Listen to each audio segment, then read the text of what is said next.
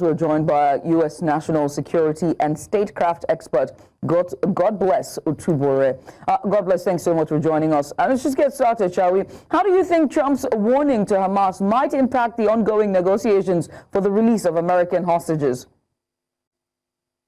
Well, I mean, when you look at the way Trump engages, I think it would technically achieve a certain kind of objective, which is to hasten the process and ensure that Hamas understands that when Trump says something, he means it. You look at what has happened with the extradition and capture of the guy who masterminded the death of 13 American servicemen and the pullout of Afghanistan should definitely remind Hamas that when the president of the United States, especially Trump in particular, says something, he means it. How it impacts it, I think, is just going to make things faster and make Hamas actually do what is in the best interest of not just them, but the people of Gaza, because I don't think Trump is playing.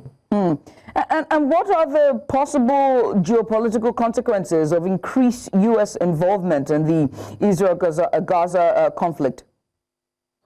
Well, I mean, when you look at the geopolitical implication, it just further cements our age-long American policy of always standing with Israel and making sure that Israel has what it needs to be able to defend itself, which is part of that policy. The implication is simple, that the previous United States administration was not as direct and confrontational as this one is. And what it means is that for everyone who's backing Hamas, what Trump is technically doing is telling everybody, look, we're not playing by the old rules. And if we have American hostages anywhere in the world, it's a dent on any American administration. So what Trump is simply saying, and by extension what the United States is saying, is, look, Hamas and everybody who cares to listen, if you have American hostages, and we've been trying to get everybody out and we're doing some negotiations, we're not going to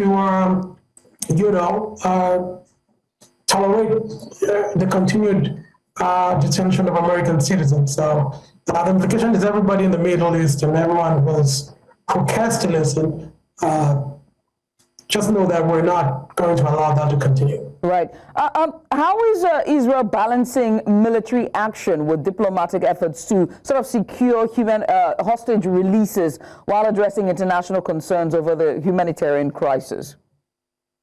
Well, I mean, look, if you want peace, we're taught to prepare for war, and you don't show strength through weakness. You show strength through strength. You and when you do humanitarian, of course, it's the principle of conflict. Even if you're fighting, it doesn't take away your humanity. But of course, what has just happened is that if you have a stakeholder in the entire process that is acting not in the interest of the United States, there would be, of course, the carrot and stick approach, where you have the United States is very big on humanitarian,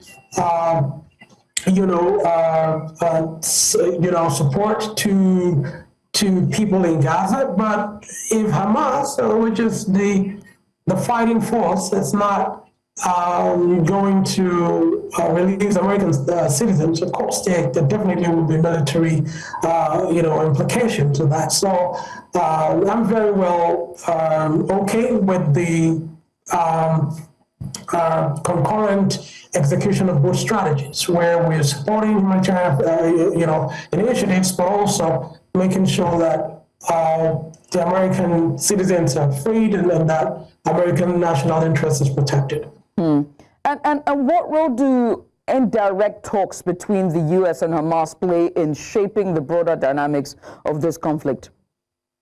Well, I think it quickens it, but of course, the U.S. has a very important age-long strategy. We don't negotiate with terrorists. That's what the United States says.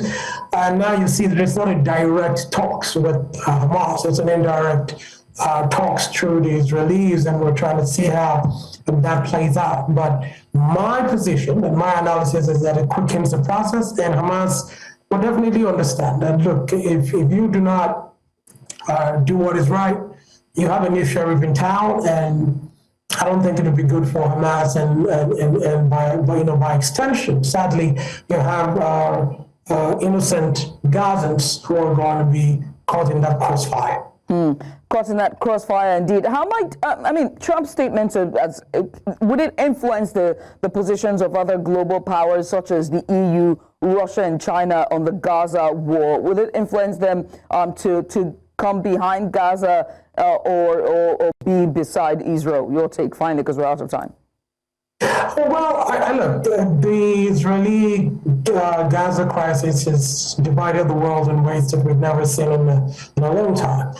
I cannot tell you right now that geopolitically, geostrategically, there are a lot of moving parts to this. The opinion and support has changed dramatically. The same people who once supported Hamas, they've left, now supporting Israel, supporting the United States. But behind the scenes, there's a lot of geopolitical interest, moving parts that I believe, at the end of the day, what Trump wants to see is a complete cessation of hostilities and the release of American citizens and hostages, as well as Israeli hostages. And of course, there's a conflict. There's an agreement that at the end of this, Hamas will no longer be the leading party in Gaza. So I do not know what Russia, China, and the rest of the world and the EU will do, but everybody's looking at what Trump is doing carefully and just following daily what the position is. But I can tell you that it will not be a good ending for Hamas coming out of this crisis, because at the end of the day, what it means is that they cannot manage the situation in Gaza. And of course, Israel would never, ever agree that Hamas continues to run the Gaza Strip. So let's see what comes out of this. But when I have more information, of course, maybe there'll be other times where I can come back and tell you what I see, what the moving parts are when I have more information. Well, God bless. You've done so far. You've done well so far. I want to say thank you. God bless Otubure, just giving us a bit of insight on the Gaza-Israel stanza with U.S. now being in the mix there. Once again, thank you.